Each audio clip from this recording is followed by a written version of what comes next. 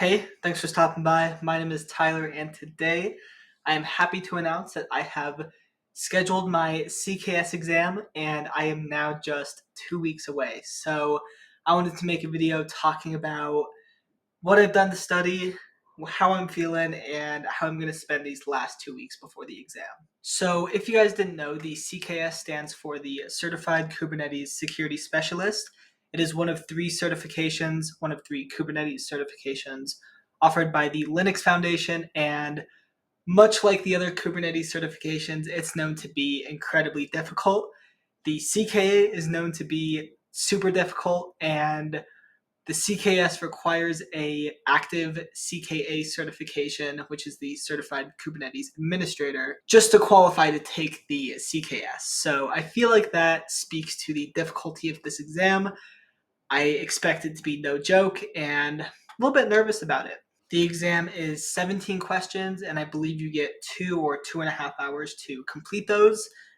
That might sound great, but every single question is a scenario-based question, so we're not talking 17 multiple choice questions. No, these questions are very in-depth and they're hands-on. So rather than clicking A, B, C, or D, you actually are in a terminal running commands, building the architecture or fixing the architecture to solve the problem. So with that overview out of the way, I want to talk about my experience studying for this exam, what I've used, and kind of just how I'm feeling. So starting off, I'm on month 3 of studying. I started on April 3rd, if I'm not mistaken, and it is currently July 8th. So about 3 months there, give or take a few days. So to kick off this 3-month period, I started with the KodeKloud CKS course created by Mumshad Manambeth. He pretty much makes the highest quality courses available for all of the Kubernetes certifications. I used his course heavily for the CKA, and just like the CKA course, I thought the CKS course was amazing. While going through this course, I didn't really focus on making sure I understood everything like first try or did every single lab as efficiently as possible. The main objective was to get through it and start understanding these topics, even if at just a pretty basic level. Following my first round through the KodeKloud course, I went ahead and read the Certified Kubernetes Security Specialist Study Guide written by Benjamin Mushko. I think I'm pronouncing that correctly, but it is this one right here, the one with the goose on it. Kind of like the CKA one. I don't think it's really required to read. I am one of those weird people that thinks it is helpful to read a textbook because it forces me to slow down a little bit and really pay attention to the information I'm consuming. So I would put this one in the optional category, but I still definitely think it's helpful. As for the content of the book, it's pretty much exactly what you would expect. It's a lot of just talking through the YAML manifests, a little bit of that conceptual knowledge, and it also has some practice scenarios in there, which I thought were super helpful. I did do a handful of them. I didn't do all of them. With that out of the way, after reading the textbook, I actually went back to the KodeKloud course, went through it again, this time trying to focus on some of those more nitty-gritty details. Along with that, I actually tried a new study method as well.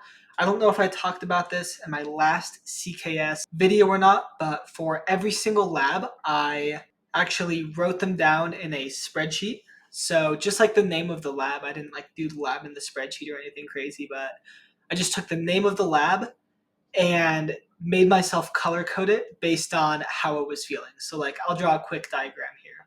Okay, so here's an example of what I'm talking about. So say you have 3 labs, right?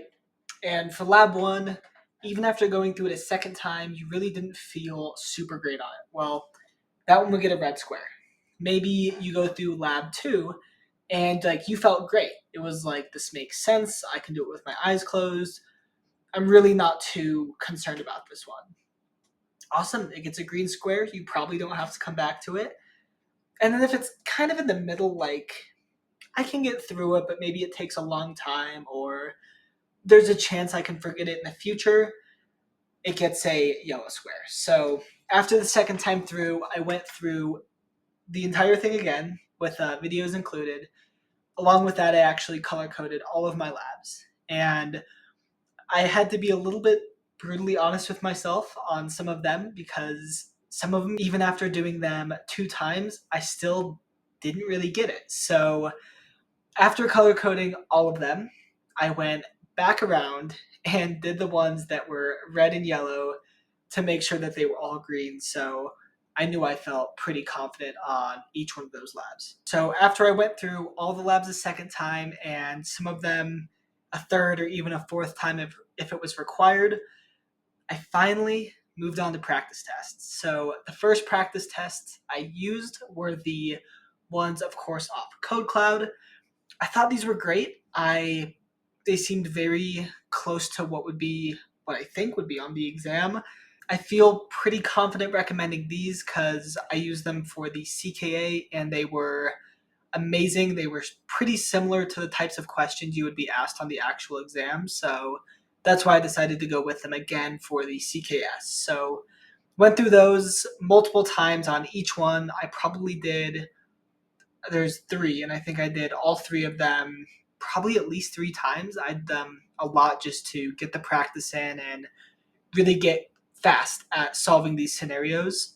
And then once I finished up all those practice tests on KodeKloud, and I was at a point where I really felt like I pretty much understood every single question and I wasn't really worried or stuck when I saw a certain one, I went ahead and moved on to the killer shell or killer SH practice tests.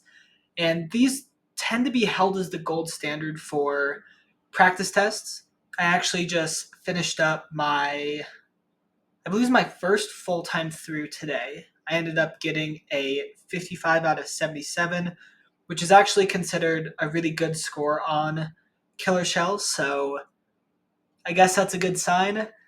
Of course, if you guys have taken the killer shell practice test, you'll know this, but they are miles more difficult than the KodeKloud tests, almost to the point of some information being a little bit out of scope for the exam. Some people might disagree with me, but I actually think it's really nice to have practice tests that are above and beyond when it comes to the knowledge it's expecting, because if you can get through those practice tests no problem, you can be just that much more confident going into the actual exam. So I'm a big fan of the Killer SH practice tests.